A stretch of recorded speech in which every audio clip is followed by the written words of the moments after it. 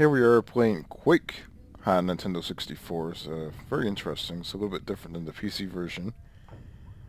And here we are going down in an elevator, very, very similar to what you would see in the PC version. And it's actually quite impressive. I mean, look at this. I mean, for an old console, 64, to play, at the time, a very, very powerful PC game, it was actually pretty damn impressive. I mean, look at this. It looks pretty good. And this is definitely a hidden gem on the 64.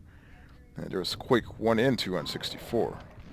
And this is what Quake 1 looked like on Nintendo 64. And it's not quite the same as the PC version. The PC version is probably the best, but, you know, for a console, I mean, this is actually pretty awesome. And I believe this was also on Sega Saturn. And the Sega Saturn also definitely demonstrated that it could play this game quite well. This is actually a really, really good shooter on 64. It's definitely a very, very underrated hidden gem on the 64 as far as the shooter goes. And check this out. Bam! Take that, you son of a bitch. And then we have Quake 2. This is a little example of Quake 2. This is the introduction, actually, right here. Quake 1 really didn't have any fancy introduction, but Quake 2 does on the 64. I mean, look at this. This looks awesome. Looks very, very awesome. And the PC version did not have this introduction. And then we have the spinning Quake 2 logo right there. I'm pretty much anticipating that this is going to be quite a bit different than the PC version. Alright, so we changed the controls a little bit inside the settings. This appears to be just a tad bit easier. It's actually much easier for me to play, for the most part. So if we can go in here and kick some ass. Yeah, take that, you son of a bitch. How do you like that? Yeah, this game is actually pretty cool. It is different than the PC version. The map is definitely different. This first stage right here is like definitely, it looks very different than the PC version. You have huge explosions, just like the PC version. Let's see, that if you actually never played Quake on the PC and you had the N64, I mean, this is definitely a great alternative. I mean, this is actually pretty cool. It's not quite the same, but it actually looks pretty damn good for an old console. And one thing that was really, really interesting about the 64 is that it used a Rambus RAM, which is a pretty high-end RAM. Usually you find that in computer servers. And I believe they use that RAM inside silicon graphic computers, which is basically the computers that they used to design CGI for a lot of high-end movies like Jurassic Park. And the 64 actually had some of that technology in it, which is actually quite interesting. So for an old console from like the mid-90s, it was actually able to produce really, really good graphics.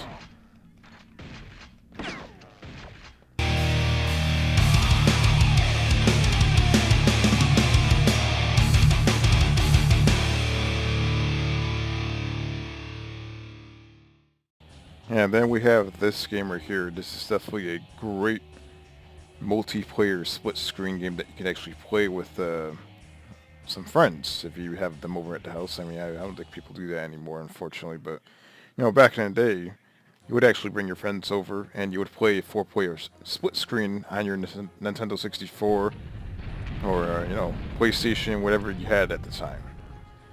And this game right here is definitely a hidden gem on the Nintendo 64. It is definitely a really, really awesome split screen game to play with your friend. Battle Tanks Global Assault. It's also a really good single player game. So let's check it out. So as you can see here, this is the main menu and you can play up to 4 players. It's a really, really awesome game. I mean, let's check this out. And it's been a while since I played this game, and for now you only have one tank to choose from. And this is the second Battle Tanks game available on 64. There was actually an older one too. Unfortunately, the older one is it's good, but this one's just a lot better. You might as well play this one. I'll tell you, if you play this split screen, this game is awesome. And you can not only can you shoot out of your tank, but you can also gain special weapons, or you can blow up different vehicles or stuff that's nearby that will actually cause damage to whoever's nearby. You don't know what you're missing. This game is. Check that out. Blew up buildings. I mean, what game do you know of back then you can actually destroy buildings like that? I mean, look at this. That is freaking awesome. And this on the 64, this looked really, really awesome. This game really, really shined on Nintendo 64. Unfortunately, it was not exactly the most played game on 64, of course. Because, if you had a split-screen game going on 64, you know, most likely if you had your friends over, you guys were probably playing GoldenEye or Turok, or maybe one of the wrestling games. But I tell you right now, if you pop this game in and play it with your friends, 4-player split screen is going to be perhaps even more fun than playing GoldenEye. And there you go, you can throw grenades, as you can see right there. So I actually have some special weapons, and I just blew myself up somehow. And everything about this game is awesome. You just blow stuff up. And the buildings blow up. I mean, check this out. Bam, just like that. Yeah, this game is awesome. You can run over vehicles in this game, and check this out. Bam, how you like that? Bam, no more car for you. Run up. Oh, look at this. This is nuts. You know, once you get done, you have to drive into this little carrier boat right here, and then we are off to the next level, and that is Battle Tanks Global Assault.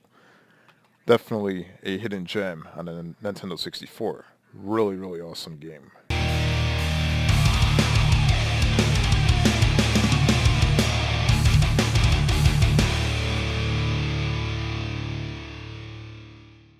And here we have another hidden gem on the 64. Scars. S-C-A-R-S. Scars.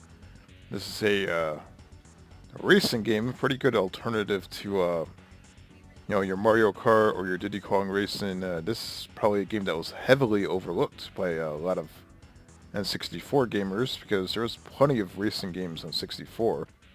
Each vehicle resembles an animal, so this is like a lion, elephant, rhino, shark, praying mantis. And they had a game on the Wii that was kind of like that. What was that game? It was Excitebots. And it kind of resembles this kind of. Alright, so the game is about to begin right here, and this is Scars on the N64. This game is actually pretty awesome.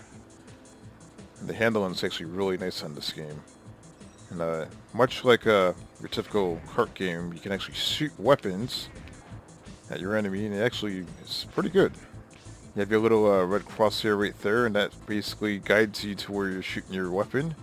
Just had a weapon, watch out for that. You get electrocuted. I just rolled my vehicle over. Did you see that? That's freaking awesome. This game is definitely heavily underrated. It's actually really, really fun to play. I'll say this is probably the poor man's Mario Kart, but it's definitely a hidden gem on the 64. It's actually really fun. You can also make your vehicle hop. And I just got hit by a weapon from the enemy who happens to be right behind me. You can also look behind your vehicle right there and you can see that there is a bunch of enemies right behind me, and now one of them actually passed me. This game right here is actually heavily underrated, I would say, and it's definitely a game that you should definitely, if you have a 64, I would pick it up. It's actually a really, really fun game to play.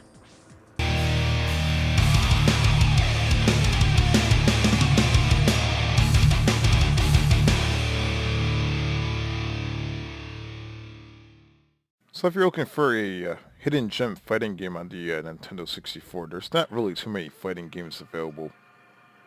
But we're going to have to put this on the list. This is Fighter's Destiny, and there's Fighter's Destiny 1 and 2 available.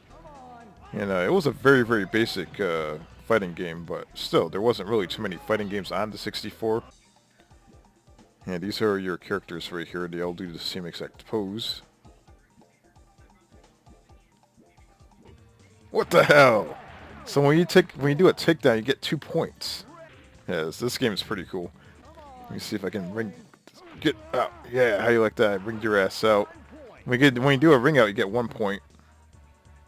Right below their life bars, you can see all those stars. I mean, you have to fill up all those stars in order to win. See it right there, I just actually lost. And just like most fighting games back in the 90s, you had a little 3D animation of your character laying there on the ground, and he just got back up. He's ready for more.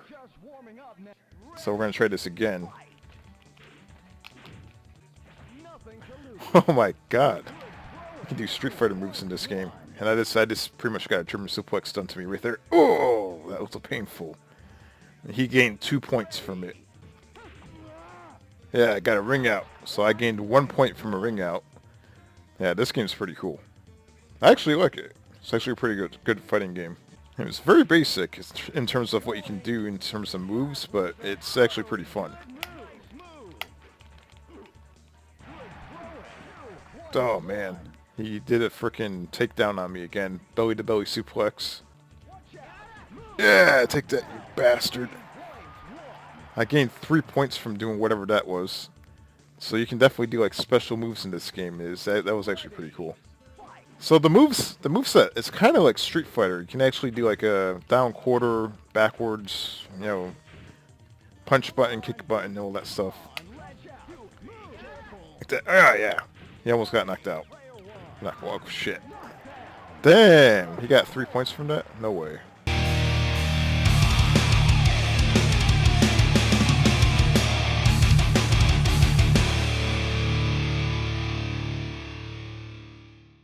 So if you're looking for something a little bit different than a fighting game or, you know, first-person shooter, you want like a game where you want to beat the shit out of things, and this is the game right here. Definitely a hidden gem on 64. Fighting Force 64, which is basically Fighting Force 1, and it's the 64 version of it. So this game originally released on the PlayStation. It was supposed to release only on Sega Saturn, as Streets of Rage Part 4, but somehow things didn't work out with the developer with Sega, and somehow this game ended up being on PlayStation. Then finally 64, and you can see this game does appear to be a lot more faster paced than the PlayStation version. Look at that, their arms move around really fast. And the little screens that are in between each level are actually pretty cool. I like them better than the PlayStation version. You have the helicopter landing, just like in the PlayStation version right here. And that is pretty awesome. I like whatever... That screen is not in the PlayStation version. That's actually pretty cool. Just had to kick some ass. Yeah, you like that, you bastard. This game has some really weird green, red hit detection. So every time you hit them, you see like some weird, crazy thing pop up on the screen. That's pretty interesting. And just like on the PlayStation version, you beat the crap out of the car. There is definitely probably a way of picking up a... Oh, there we go. Apparently it's, I believe, the B button. You can actually rip the motor out of the vehicle and... Bam! Throw it at the fence right there. Open the shit up. They have two other guys that come out and they want to mess with you. Yeah, take that, you bastard. So it's just as playable as the PlayStation version. It's actually very good.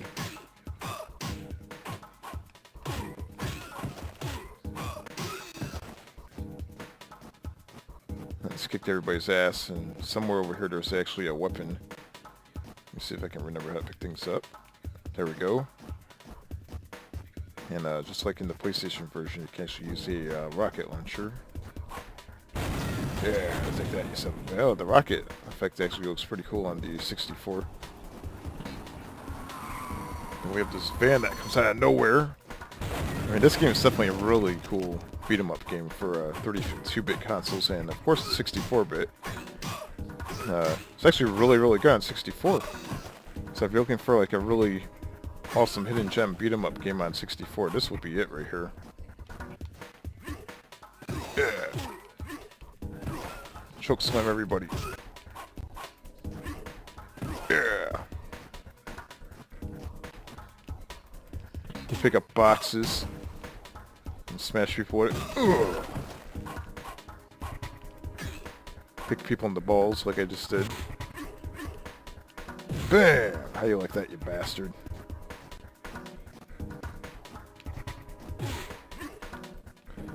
You can also pick guys up and throw him. Oh, break his spine. He ain't getting up from that if he does. Yeah, he ain't getting up from that. Oh, yeah? Pick him up and bam, use his ass as a weapon.